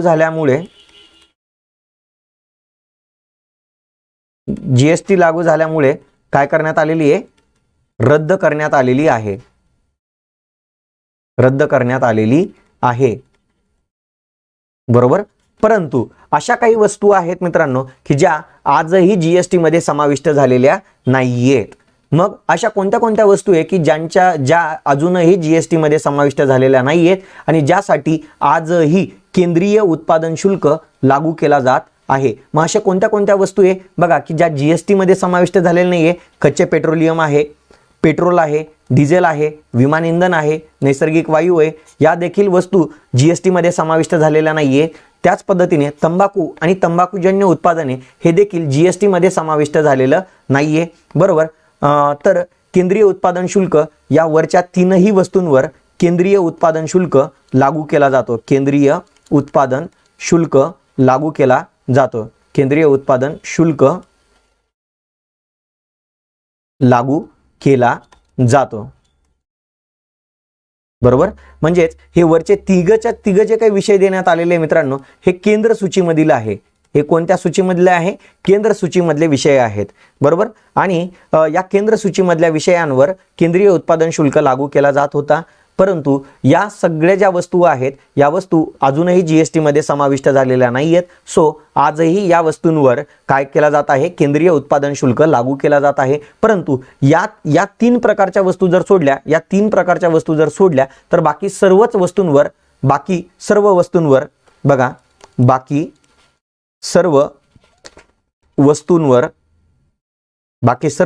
वस्तूंवर जीएसटी लागू होतो. बरोबर. म्हणजेच केंद्रीय उत्पादन शुल्क म्हणजे काय असतं रे मित्रांनो? उत्पादन शुल्क म्हणजे काय असतं समजून घ्या की ज्या वस्तू आणि सेवांचं उत्पादन भारतामध्ये होत आहे त्या वस्तूचं उत्पादन भारतात होत आहे या नात्याने केंद्र सरकार जो काही कर लागू करते त्यालाच उत्पादन शुल्क म्हटलं जात असतं. त्यालाच काय म्हटलं जात असतं? उत्पादन शुल्क. म्हणजे भारतात उत्पादित होणाऱ्या सर्वच वस्तूंवर हा केंद्रीय उत्पादन शुल्क म्हणजे उत्पादन शुल्क लागू केला जात असतो. मग काही वस्तू ठरवून घेण्यात आलेल्या आहे की या वस्तू केंद्र सूचीमधल्या आहेत आणि काही वस्तू राज्य सूचीमधल्या आहेत. जसं इथं ऑप्शन नंबर 4 दिलेला आहे बघा. तर ऑप्शन नंबर 4 जो देण्यात आलेला आहे, दारू, ओपियम, गांजा, मादक द्रव्ये, ड्रग्ज, मेडिसिनल ड्रग्ज आहे बरं का, हे मेडिसिनल ड्रग्ज जे काही आहेत हे राज्य सूचीमध्ये देण्यात आलेले आहेत. हे कोणामध्ये देण्यात आलेले? राज्य सूचीचे विषय आहेत. हे ऑप्शन नंबर 4 मध्ये जे काही विषय देण्यात आलेले आहेत ते राज्य सूचीचे विषय आहेत आणि हे राज्य सूचीचे विषय असल्या कारणाने बघा याच्यावर केंद्रीय उत्पादन शुल्क लागू न होता याच्यावर राज्य उत्पादन शुल्क लागू होतो. राज्य उत्पादन शुल्क लागू होतो. बरोबर. या वस्तू देखील आजही जीएसटी मध्ये समाविष्ट झालेल्या नाहीयेत, म्हणून आजही याच्यावर राज्य उत्पादन शुल्क लागू होतो. मग काय विचारलेलं आहे आपल्याला की कोणत्या वस्तूंवर केंद्रीय उत्पादन शुल्क लागू होत नाही? मग ऑप्शन नंबर 4 वर केंद्रीय उत्पादन शुल्क लागू होत नाही, तर त्या ऑप्शन नंबर 4 वर राज्य उत्पादन शुल्क लागू होतो. बघा मित्रांनो, एकमेव अशी वस्तू आहे तंबाखू की जिच्यावर 2 कर लागू होतात. एक काय लागू होतो? केंद्रीय उत्पादन शुल्क पण लागू होतो, केंद्रीय म्हणजे उत्पादन शुल्क पण लागू होतो आणि हिच्यावरच जीएसटी देखील लागू होतो. बरोबर. तंबाखू, कारण की तुम्हाला माहिती आहे मित्रांनो, टोबॅको कॉजेस कॅन्सर. बघा असं स्टेटमेंट आपण तंबाखूशी रिलेटेड कॅन्सर होतो याचे आपण आतामध्ये न्यूज चॅनलला वगैरे आपण जे काही बघत असतो ते पिक्चर वगैरेला आपण जेव्हा जातो तेव्हा आपल्याला याच्या ॲडव्हर्टाईज खूप पाहायला मिळतात की टोबॅको कॉजेस कॅन्सर. मग कॅन्सर सारख्या महारोगावर पासून जर आपल्याला लांब जायचं असेल तर या तंबाखूपासून तयार झालेल्या ज्या काही वस्तू आहेत त्या जास्तीत जास्त महाग झाल्या पाहिजे, जेणेकरून समाजातला बराचसा गट या वस्तू विकत घेणार, त्यांच्यासाठी या वस्तू महाग होतील आणि ते या वस्तू खरेदी करणार नाहीत आणि समाजातला मोठा गट या वस्तूंपासून लांब जाणार. यासाठी तंबाखू ही अशी गोष्ट आहे की जिच्यावर उत्पादन शुल्क देखील लागू होतो आणि जिच्यावर जीएसटी देखील लागू होतो. ही एक गोष्ट लक्षात ठेवायची आहे. ओके, राहील लक्षात तुमच्या?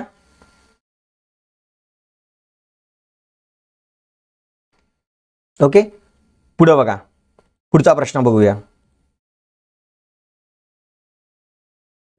बघूया. जवाहरलाल नेहरू शहरी पुनरुत्थान अभियान काय म्हटलेलं आहे? आता हा प्रश्न कोणाबद्दल देण्यात आलेला आहे मित्रांनो? तर हा प्रश्न कोणाबद्दल देण्यात आलेला आहे? जवाहरलाल नेहरू शहरी पुनरुत्थान अभियान. नावातच दिलेलं आहे मित्रांनो, शहरी पुनरुत्थान अभियान आहे. याचा अर्थ काय आहे? शहरी भागाचा विकास घडवून आणायचा आहे. शहरी भागाचा विकास घडवून आणायचा आहे. मग हा विकास अनेक वस्तूंच्या बाबतीत असेल, अनेक गोष्टींच्या बाबत असेल, तर त्याबद्दल काही स्टेटमेंट देण्यात आलेले आहे. विधान असत्य आहे. कोणतं विधान? काय विचारलेले आपल्याला? असत्य आहे. चुकीचं विधान आपल्याला काय करायचं आहे? ओळखायचं आहे. ओके, स्नेहा म्हणताय क्वेश्चन नंबर 9 कुठे गेला? अच्छा, तो टायपिंग मिस्टेक झाला असेल, तो कदाचित आलेला नसेल, तर तो मी तुम्हाला आपल्या नोट्समध्ये प्रोव्हाइड करून देणार आहे. टेन्शन नका घेऊ. पुढे बघा, ही जी काही योजना आहे ही केंद्र पुरस्कृत योजना आहे, म्हणून डिसेंबर 2005 मध्ये ही सुरू करण्यात आलेली होती. पहिलं स्टेटमेंट करेक्ट आहे. तिचा उद्देश शहरी भागातील विद्यमान सुविधांचा स्तर उंचावणे हा आहे. हे देखील करेक्ट आहे. त्याच्यानंतर एकीकृत आवास व अस्वच्छ वस्ती विकास कार्यक्रम या योजनेचा एक काय आहे? घटक आहे. हे तिन्ही स्टेटमेंट काय आहे मित्रांनो? करेक्ट आहे. आणि आपल्याला विचारले असत्य विधान कोणते? वरीलपैकी एकही नाही. बरोबर, सर्वच्या सर्व स्टेटमेंट काय आहे? करेक्ट आहे. मग बघा मित्रांनो, या योजनेद्वारे शहरी भागामध्ये कशाचा विकास घडवून आणला जाणार होता? ऊर्जा निर्मिती, रस्ते निर्मिती, त्याच्यानंतर पाणी पुरवठा, गॅस पुरवठा, त्याच्यानंतर दूरसंचार सुविधा, स्वच्छता,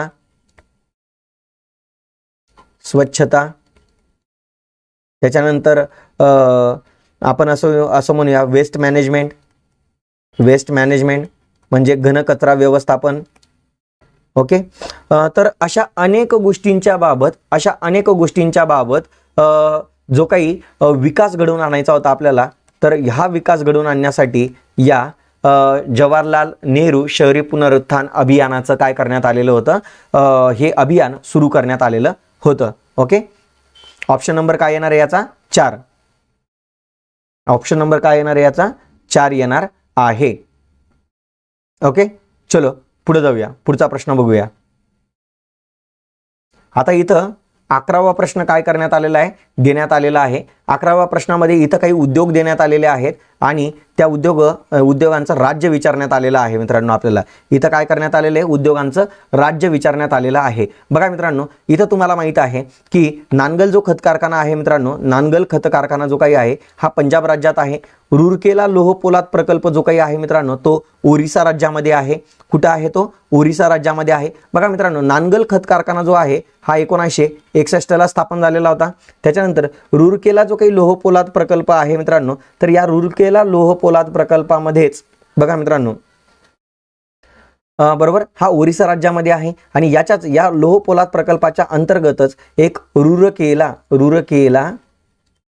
खत कारखाना देखील काय करण्यात आलेला आहे, सुरू करण्यात आलेला आहे. आणि या रूरकेला खत कारखान्यामध्येच सोना नावाचं नायट्रोजन खत तयार केलं जातं. नायट्रोजन खत तयार केले जातात. कोणत्या नावाचं, सोना नावाचं नायट्रोजन खत तयार केलं जातं आणि तो कुठे, रूरकेला लोह पोलाद प्रकल्प ओरिसामध्ये आहे. त्याच्यानंतर काय आहे, भेल म्हणजे काय मित्रांनो, भारत हेवी इलेक्ट्रिकल्स लिमिटेड हिची स्थापना मध्य प्रदेशच्या भोपाळमध्ये झालेली आहे. कधी झालेली आहे, भोपाळमध्ये 1953ला याची स्थापना झालेली आहे. कधी झालेली आहे, भेलची स्थापना कधी करण्यात आलेली आहे, 1953ला भोपाळमध्ये करण्यात आलेली आहे. आणि बोकारो लोह पोलाद प्रकल्प जो काही आहे मित्रांनो, तर तो झारखंडमध्ये आहे आणि हा रशियाच्या मदतीने तयार करण्यात आलेला होता. कोणाच्या मदतीने तयार करण्यात आलेला होता, रशियाच्या मदतीने 1972 मध्ये तयार करण्यात आलेला होता. कधी तयार करण्यात आला होता, 1972 मध्ये तयार करण्यात आलेला होता. ओके, बघा मित्रांनो, आता कोणता पोलाद प्रकल्प कोणाच्या मदतीने काय झालेला आहे, तयार करण्यात आलेला आहे, असा जर प्रश्न आपल्याला विचारला जोड्या लावायला, तर त्याचं उत्तर तुम्ही कसं लक्षात ठेवणार आहे. तर बघा त्याचं उत्तर कसं लक्षात ठेवायचं मी इकडे सांगतो. बघा, जाऊ दे, इकडे ब्लँक पेजवरच घेतो. बघा मी इकडे लिहितो पोलाद प्रकल्प लिहितो आणि इथं मी लिहितोय कोणाच्या मदतीने आलेला आहे, हा कोणाच्या मदतीने आलेला आहे. हे कसं लक्षात ठेवणार, तर बघा BR RG आणि DB हे तुम्हाला लक्षात ठेवायचंय. काय लक्षात ठेवायचंय तुम्हाला, काय लक्षात ठेवायचंय, BR RG आणि DB. B फॉर काय आहे मित्रांनो, B फॉर भिलाई आणि बोकारो. R फॉर काय आहे, रूरकेला आणि D फॉर काय आहे, दुर्गापूर. R फॉर काय आहे, रशिया. R फॉर काय आहे, रशिया. G फॉर काय आहे, जर्मनी आणि B फॉर काय आहे, ब्रिटन. याचा अर्थ काय आहे, भिलाई आणि बोकारो पोलाद प्रकल्प जो काही आहे हा रशियाच्या मदतीने तयार करण्यात आलेला आहे. रूरकेला पोलाद प्रकल्प जर्मनीच्या मदतीने तयार करण्यात आलेला आहे. दुर्गापूर पोलाद प्रकल्प ब्रिटनच्या मदतीने तयार करण्यात आलेला आहे. म्हणजेच तुम्हाला या प्रश्नाबद्दल ट्रिक कशी लक्षात ठेवावी लागणार आहे, कशी लक्षात ठेवायची, BR RG आणि DB. ओके, असं तुम्ही लक्षात ठेवू शकतात. ही काय आहे, ट्रिक आहे की कोणता पोलाद प्रकल्प कोणत्या म्हणजे कोणत्या देशाच्या मदतीने तयार करण्यात आलेला आहे. इथं काय देण्यात आलेलं आहे, त्याचं स्टेटमेंट देण्यात आलेलं आहे. ओके, राहील लक्षात. चला जाऊया पुढच्या प्रश्नाकडे जाऊया. आपण पुढच्या प्रश्नाकडे जाऊया. बघा 12वा प्रश्न बघा मित्रांनो, खालीलपैकी कोणते RBIचे परंपरागत कार्य नाहीत विचारलेले नाहीत. ओके, परंपरागत कार्य म्हणजे कोणते फंक्शन आहे, ट्रॅडिशनल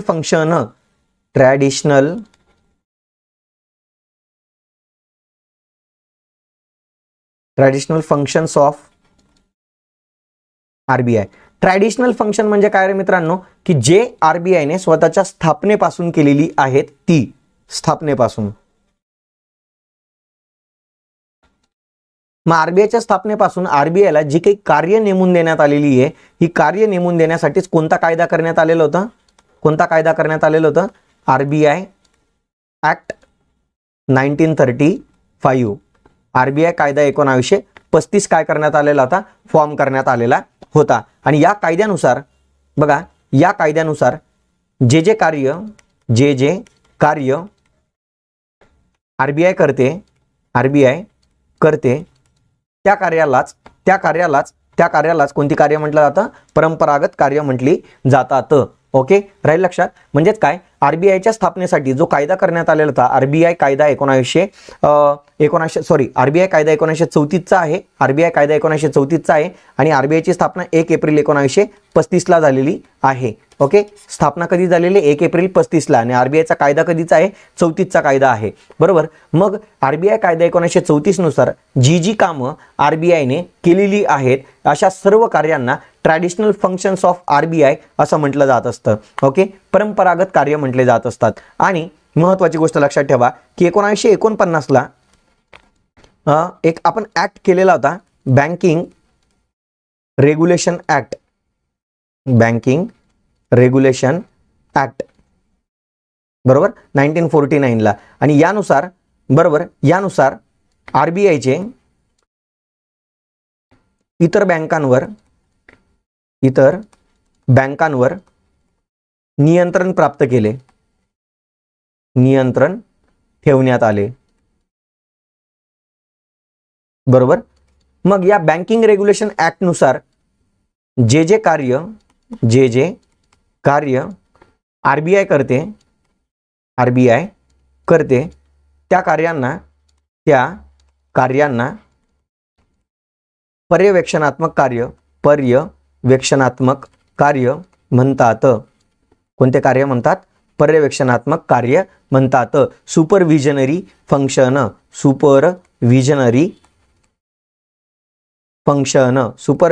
फंक्शन्स ऑफ आरबीआय.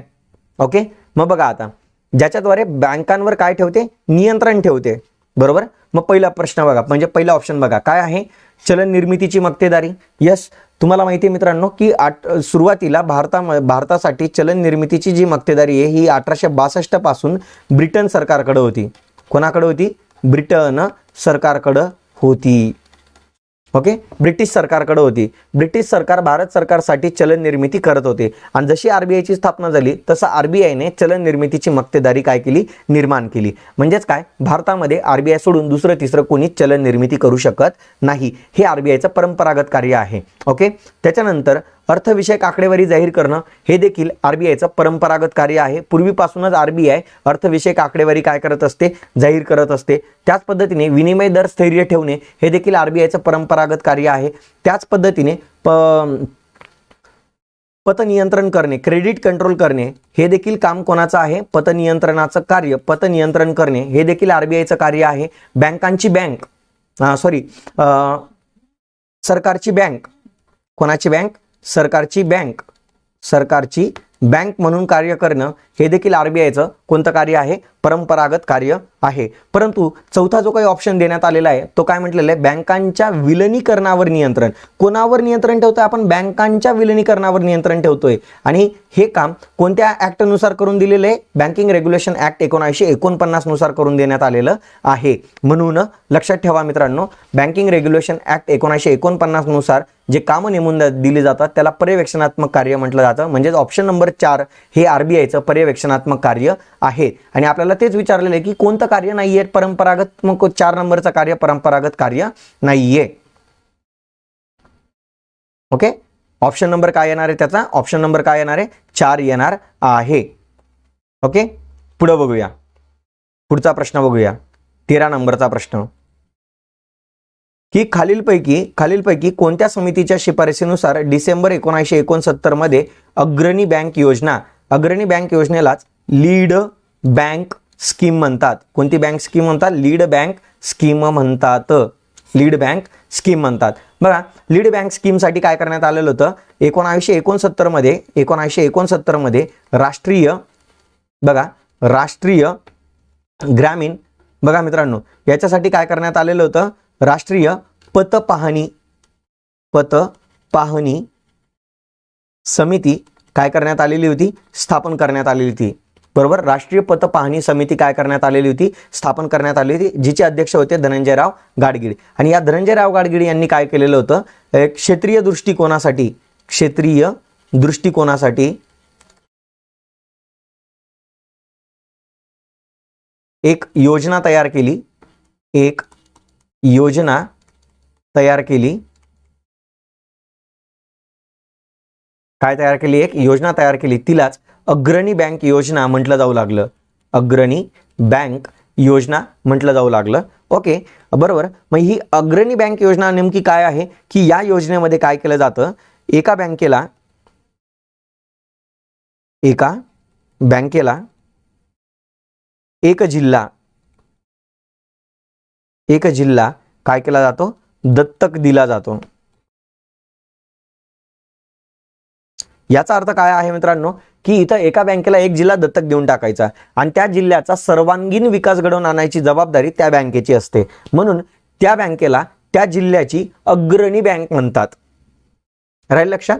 मग ही जी अग्रणी बँक योजना होती, ही अग्रणी बँक योजना जी काही होती, तर ही सार्वजनिक क्षेत्रातील बँकांना लागू करायची होती. परंतु RBIने असं ठरवलं की जर ही योजना चांगली योजना होती, मग जर ही योजना आपण जर खाजगी बँकांना ही लागू केली तर चांगलंच होईल, तेवढा देशाचा विकास जलद गतीने घडून येईल. यासाठी काय करण्यात आलं होतं, FKF नरीमन यांच्या अध्यक्षतेखाली एक खाजगी बँक व्यावसायिकांची समिती स्थापन करण्यात आली आणि त्यांना सांगितलं की धनंजयराव गाडगीळ यांनी ही जी काही अग्रणी बँक योजना आणलेली आहे, ही योजना तुम्हाला म्हणजे खाजगी बँकांसाठी लागू करता येईल का.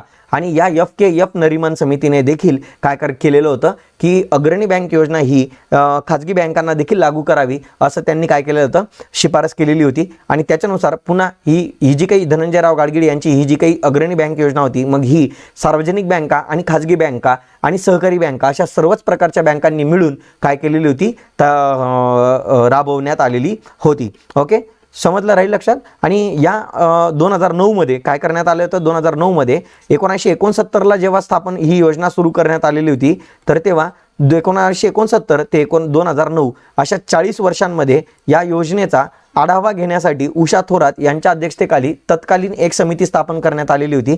तेव्हा उषा थोरात या RBIच्या डेप्युटी गव्हर्नर होत्या आणि यांनी असं सांगितलं होतं की ही जी अग्रणी बँक योजना जी होती मित्रांनो, ही जी काही योजना होती, ही फक्त ग्रामीण आणि निमशहरी भागासाठी लागू होती. सेमी अर्बन, रुरल आणि सेमी अर्बन एरियासाठीच ही योजना काय होती, लागू होती. लीड बँक स्कीम ही फक्त रुरल आणि सेमी अर्बन एरियासाठीच काय होती, लागू होती. त्याच्यामुळे काय होतं रे मित्रांनो, लक्षात ठेवायचं आहे की उषा थोरात समितीने काय सांगितलं होतं की ही योजना शहरी भागासाठी देखील लागू करावी. शहरी भागासाठी लागू करावी असं सांगण्यात आलेलं होतं. ओके, पुढे बघा मित्रांनो, पुढचा प्रश्न, सेकंड लास्ट प्रश्न. FDI बद्दल काय विचारलेलं आहे, FDI बद्दल विधाने अभ्यासात अयोग्य विधान ओळखायला लावलेलं आहे आपल्याला. अयोग्य, चुकीचं विधान ओळखायला लावलेलं आहे की FDI ही परकीय कंपनीची शाखा किंवा संलग्न संस्था स्थापन करून किंवा परकीय कंपनीचे भारतीय कंपनीसोबत कोलॅबोरेशन करता येते. बरोबर आहे.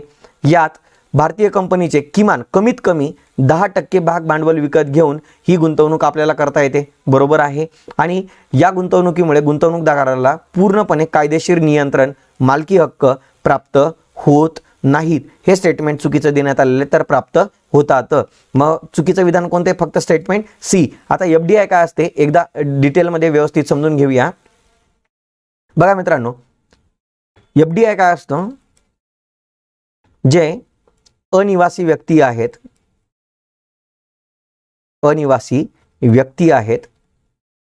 किंवा संस्था आहेत, यांना हे काय करतायत, हे भारतामध्ये, हा आपण असं कन्सिडर करूया, हा काय आहे, भारत आहे. तर हे अनिवासी व्यक्ती म्हणजेच NRI नॉन रेसिडेंट इंडियन्स, जे भारतीय आहे पण जे सध्या भारताच्या बाहेर राहत आहे. आणि अशा काही संस्था आहेत की ज्या भारतीय पण ज्या सध्या कुठं आहेत, भारताच्या बाहेर आहेत. बरोबर, अशा ज्या काही येणार आहे व्यक्ती किंवा संस्था असतात, या व्यक्ती किंवा या संस्था जेव्हा भारतामध्ये एखादी नवीन कंपनी सुरू करतील, नवीन कंपनी सुरू करणे, नवीन कंपनी काय करणे, सुरू करणे. दुसरा ऑप्शन काय, ते काय करतील, एखाद्या परकीय कंपनीची शाखा भारतामध्ये ओपन करतील, किंवा शाखा किंवा उपसंस्था. शाखा म्हणजे काय, ब्रांच, आणि उपसंस्था म्हणजे काय, संलग्न संस्था.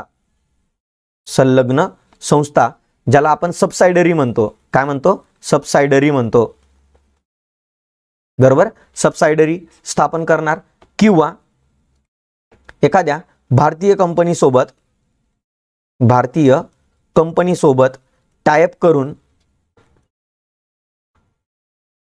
किंवा कोलॅबोरेशन करून एखादा नवीन बिझनेस सुरू करणं. फॉर एक्झाम्पल रे मित्रांनो, आता तुम्हाला माहिती आहे डोनाल्ड ट्रम्प, बरोबर, डोनाल्ड ट्रम्प माहिती आहे प्रत्येकाला, डोनू तात्या प्रत्येकाला माहिती आहे. डोनू तात्यांनी काय केलेलं आहे, पुणे शहरामध्ये एक IT कंपनीमध्ये काय केलेली आहे, इन्व्हेस्टमेंट केलेली आहे. बरोबर, IT कंपनी त्यांनी काय केलेली आहे, सुरू केलेली आहे. ओके, सो त्यांनी ही कंपनी सुरू करण्यासाठी जे काही भांडवल भारतात आणलं असेल त्याला FDI म्हटलं जातं. त्याच पद्धतीने एखादी शाखा ओपन केलेली आहे. जसं तुम्हाला माहिती आहे गुगलचं सर्व्हिस सेंटर कुठं आहे रे मित्रांनो, बँगलोरला आहे. कुठं आहे, बँगलोरला आहे. सो गुगलने हे जे काही बँगलोरला सर्व्हिस सेंटर ओपन केलेलं आहे, या सर्व्हिस सेंटरसाठी महत्त्वाची गोष्ट काय आहे मित्रांनो, ही गुगलची काय आहे, सबसायडरी आहे. ही गुगलची काय आहे, सबसायडरी आहे. मग ही कंपनी सुरू करण्यासाठी, ही शाखा सुरू करण्यासाठी काय करण्यात आलेलं होतं की गुगलने काही इन्व्हेस्टमेंट भारतामध्ये केलेली असेल ही शाखा सुरू करण्यासाठी, त्या इन्व्हेस्टमेंटला FDI म्हटलं जाणार. आता तुम्हाला माहिती आहे सुझुकी जी काही कंपनी आहे बघा, सुझुकी ही जी काही कंपनी आहे ही जापनीज कंपनी आहे, आणि इंडियन कंपनी कोणती आहे मित्रांनो, मारुती. मग काय केलेलं आहे, या सुझुकी कंपनीने भारताच्या मारुती कंपनीसोबत टायअप करून मारुती सुझुकी नावाचा एक काय सुरू केलेला आहे, ब्रँड सुरू केलेला आहे. बघा, मारुती सुझुकी नावाचा काय केलेला आहे, एक ब्रँड सुरू केलेला आहे, एक नवीन कंपनी सुरू केलेली. आणि ही कंपनी सुरू करण्यासाठी सुझुकी कंपनीने जापानमधून जी काही इन्व्हेस्टमेंट भारतामध्ये आणलेली असेल, ती केलेली असेल, तर त्या इन्व्हेस्टमेंटलाच FDI म्हटलं जात असतं. बरोबर, FDI मुळे काय काय होत असतं बघा मित्रांनो, FDIचे प्रॉफिट काय काय आहे, तर बघा FDI ही जी काही असते मित्रांनो, ही लॉंग टर्म असते. कशी असते, ही लॉंग टर्म असते. बरोबर, कारण की एखादा व्यक्ती जर कंपनी सुरू करतोय तर तो आज कंपनी सुरू करेल आणि उद्या लगेच बंद करायचा विचार करत नाही, तर तो पुढचे 10 वर्ष 15 वर्ष 20 वर्ष विचार करूनच आज कंपनी सुरू करणार असतो. बरोबर, म्हणून ही बऱ्यापैकी स्थिर स्वरूपाची असते. ही गुंतवणूक कशा स्वरूपाची असते, स्थिर स्वरूपाची असते. बरोबर, दुसरी महत्त्वाची गोष्ट, ही गुंतवणूक केल्याने रोजगार निर्मिती होते. जर नवीन कंपन्या सुरू असतील, ब्रांच ओपन होत असेल, संलग्न संस्था ओपन होत असेल, तर साहजिक आहे या कंपन्यांमध्ये, या ब्रांचेसमध्ये काम करण्यासाठी लोकांची आवश्यकता आहे. त्यासाठी काय केलं जाणार आहे, जर नवीन कंपनी स्थापन होत असेल देशामध्ये तर रोजगार निर्मिती देखील होणार आहे. त्याच पद्धतीने मित्रांनो जर सांगायचं झालं तर ही जी FDI असते मित्रांनो, तर ही स्थिर स्वरूपाची असते, लॉंग टर्म स्वरूपाची आहे, आणि ही रोजगार निर्मिती करते. याच्याद्वारे काही मालकी हक्क प्राप्त होतात. या गुंतवणुकीद्वारे काही हक्क प्राप्त होतात. फॉर एक्झाम्पल बघा, काही हक्क प्राप्त होतात. जसं मी तुम्हाला बोललोय, जर एखाद्या व्यक्तीने 24% इन्व्हेस्टमेंट केलेली असेल तर त्याला मॅनेजमेंट कंट्रोल मिळतं. काय मिळतं त्याला, मॅनेजमेंट कंट्रोल मिळतं कंपनीचं. जर एखाद्या व्यक्तीने 51% पेक्षा जास्त शेअर होल्डिंग केली असेल तर त्याला ओनरशिप मिळते, मालकी हक्क प्राप्त होतात. आणि 76% केलेलं असेल तर तो कंपनीसाठी मेजर डिसिजन घेऊ शकतो. ओके, तो काय करू शकतो, मेजर डिसिजन घेऊ शकतो. ओके, राहील लक्षात. मग याद्वारे असे काही मालकी हक्क काय होत असतात, प्राप्त होत असतात FDI द्वारे. ओके, समजलंय?